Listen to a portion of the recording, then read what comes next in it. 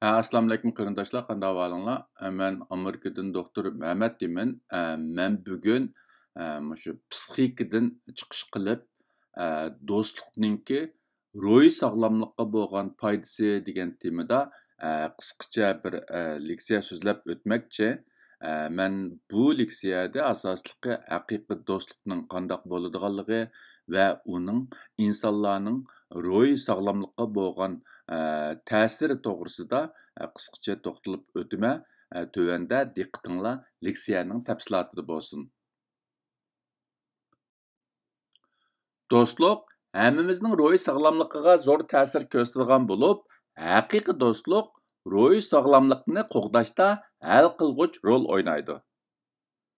Həqiqi dostlar yaxşı vaqtlarını birgə təbrikləydi. Načar vaqtlarda yanında olub, uningdan g'olib kelishga yordam berdi. Yolg'izlikda hamroh bo'lib, yolg'izlik sababidan kelib chiqadigan tushkunlikning oldini olishga yordam berdi. Ammo boshqalar bilan haqiqiy do'stlik o'rnatish, uning qadriga yetish va uni izchil davom qoldirish har zaman undaq oson emas. Uninglik uchun durust va samimiy bo'lishga, uzun mezgil sabr qilishga to'g'ri keladi. Undaqda do'stlikning ruhiy sog'lomlikqa bo'lgan foydasi nimalardan iborat? Ya'ni do'stlik ruhiy sog'lomlikqa qandoq ijobiy ta'sirlarni olib keladi degan vaqtida, birinchisi do'stlik insonlarning tavallik va yetmoqchi bo'lgan nishon tuyg'usini oshirdi. İkincisi, insonlarning xushallik va baxt tuyg'usini oshirib, ruhiy bisimni tuvaltidi. Üçüncü, insonlarning o'ziga bo'lgan ishonchisini va qadr-qimmatini o'stirdi. To'rtinchisi, insonlarning hamrohidan ajrashib ketish, ig'ir kasalga giribtor bo'lish, xizmatdan ayrilish yoki oiladagi o'limlik sababidan paydo bo'lgan qayg'u, hasratlar ustidan g'olib kelishga yordam berdi. Yolg'izlikning oldini oladi. Beshinchisi, insonlarning haddidan ziyoda aroq ichishi yoki boshqalar bilan aralashmaslik, ijtimoiy faoliyatlarga qatnashmaslik qatorliq sog'lom bo'lmagan turmush odatini o'zgartishga yordam berdi yoki uningdan saqlanishga ilhomlantirdi. Bularning hammasi mushu haqiqiy do'stlikniki, chin do'stlikniki ruhiy sog'lomlikqa bo'lgan foydasi bo'lib, albatta bu do'stlik sog'lom bo'lmagan vaqtida yoki chin bo'lmagan vaqtida balkim uning aksichi oqibatlarni keltirib chiqarishi mumkin.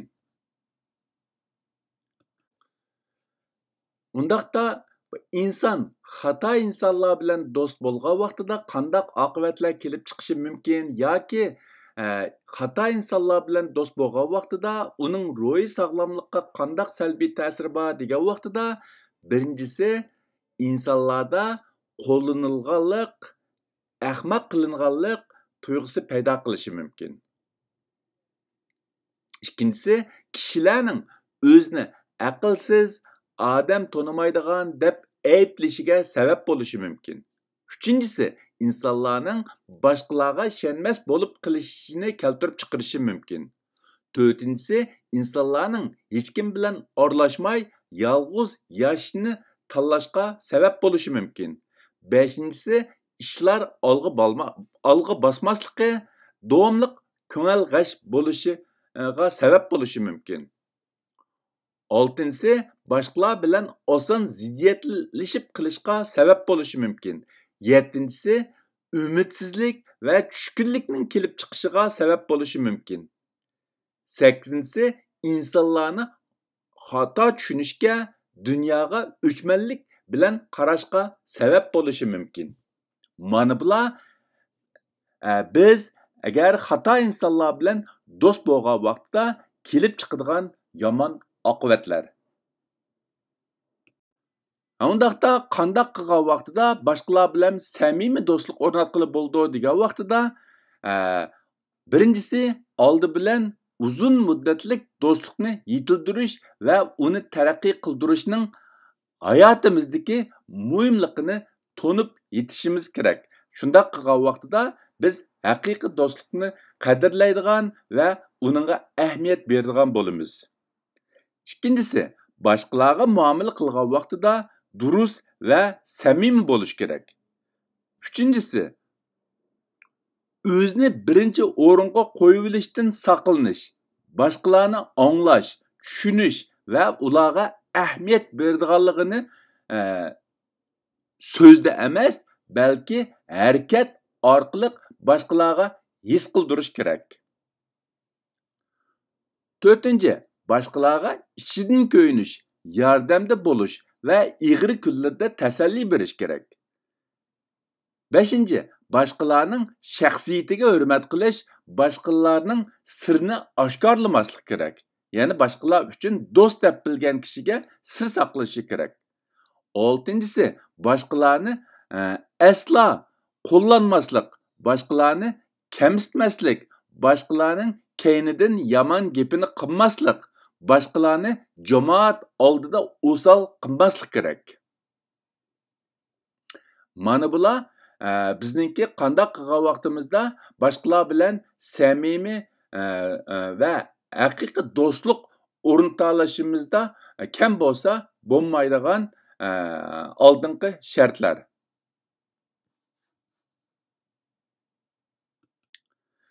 Samimiy yoki haqiqiy do'stlikning ifodalari nima yoki biz do'stlarimiz ichida kimning samimiy yoki haqiqiy do'st ekanligini qandoq bilamiz degan vaqtida samimiy yoki haqiqiy do'stlikning ifodalari tövandagidek bo'ladi.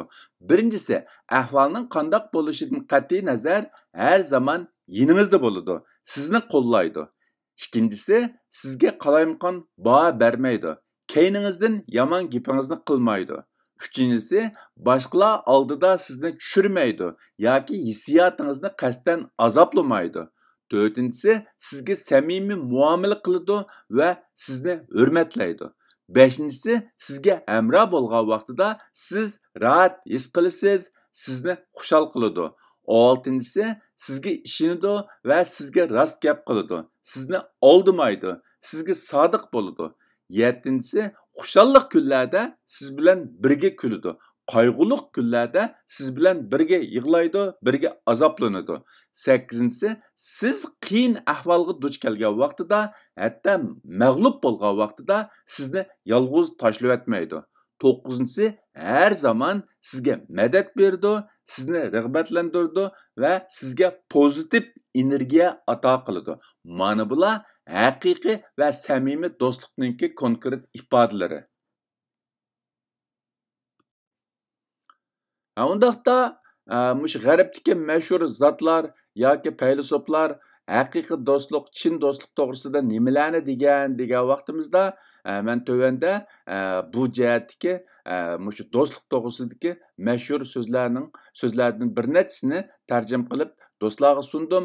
Uning birinchisi, haqiqiy do'st sizning kimligingizni aynan qabul qiladi. Ammo sizning kim bo'lishingizga, ya'ni o'z qimmatingizni yaratishingizga yordam beradi. Demak, bir tarafdan, ya'ni haqiqiy do'st sizni aynan qabul qiladi, yana bir tarafda sizning qimmatingizni, hurmatingizni yaratishingizga uzluksiz yordam beradi. Do'stlik to'g'risidagi, chin do'stlik, haqiqiy do'stlik to'g'risidagi ikkinchi bir mashhur so'z bo'lsa, haqiqiy do'st boshqalar sizning chiroyingizdagi tabassumga ishongan vaqtida sizning ko'zingizdan ichingizdagi azobini ko'ralaydigan odam. Ya'ni haqiqiy do'st degan sizning tashqi ko'rinishingizni emas, ichki dunyoingizni, ko'nglingizda nima o'ylayotganligingizni tushunalaydigan odam demakchi. Haqiqiy do'st to'g'risidagi yana bir mashhur so'z bo'lsa, haqiqiy do'stlar sizning masalangizni yo'qotadigan kishilar bo'lmasdan, balki siz masalaga yo'liqqan vaqtida yiningizdan yo'q bo'lmaydigan kishilardir.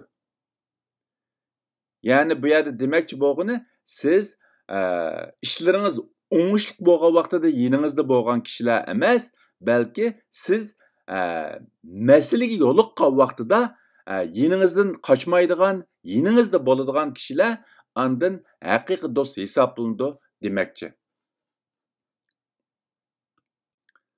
Oxirida bu haqiqiy do'stlik to'g'risida deyilgan yana bir so'z bo'lsa, kuchlik do'stlik kunda suhbatlashib turishga ehtiyojliq emas. Hamisha birga bo'lish hojatisiz. Do'stlik rishti qalbda yashasila, haqiqiy do'stlar mangu ayrılmaydi. Yani demakchiki, bu yerda do'stlarninki kunda, haqiqiy do'stlarning kunda birga o'ltirish qilib, masharab o'ynashi hojatisiz, garchi ular o'zaro yiroqda bo'lsa-mu, kunda ko'rishamisimu, ammo ularning orasida shundaq bir do'stlik rishta mavjud bo'lgan vaqtida ular musobi jihatda ayrilsa-mu, biroq ko'ngli hargiz ayrilmaydi. Demakchi, mana bular haqiqiy do'stlarga mushu g'arbdagi mashhur zotlarning haqiqiy do'stlarga bergan ta'riflari. Ondaqda bu do'stlar orasida krizis yuz bergan vaqtida uni qandoq bir taraf qilish kerak yoki bu do'stlar orasida ba'zi ziddiyatlar yuz bergan vaqtida uni qandoq hal qilish kerak degan vaqtida birinchisi oldi bilan salmoq bo'lish kerak, hissiyotga tayinib hukm chiqarmaslik kerak. Ikkinchisi diqqatni krizis paydo bo'lishga sabab bo'lgan masalaga markazlashtirish, u to'g'risida izlanish va uni hal qilishga tirishish kerak. Uchinchisi qarshi tarafni ayblamaslik kerak va yoki savallikni qarshi tarafdan izlashdan saqlanish kerak. To'rtinchisi o'zini oqlashga bak kuchab ketmaslik, o'zini qancha oqlagan siri, chunki o'zini qancha oqlagan siri qarshi tarafga gunoh senda degan tuyg'uni berish mumkin. Shunglashqa bu masalani hal qilish uchun o'zini bak oqlab to'g'riga chiqarish uncha to'g'ri emas. Beshinchisi insonlar orasidagi ko'z qarashning farqli bo'lishining normal ekanligini tonib yetish. Oltinchisi qarshi tarafga u do'stlikqa qanchalik ahamiyat beradiganligingizni his qildirish. Yettinchisi qarshi tarafdan kechirim so'rashga va qarshi tarafni kechirim qilishga har vaqt hozirlik bo'lish. Mana bular orqali biz do'stlar orasida yuz bergan krizislarni yaxshi hal qila olishimiz mumkin.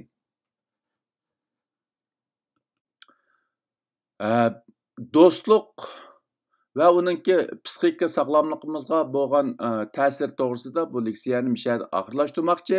Hammanglarning diqqat berganinglar ko'pdan ko'p rahmat. Allah nisib qilsa hammamizga chin samimiy do'st ato qilsin.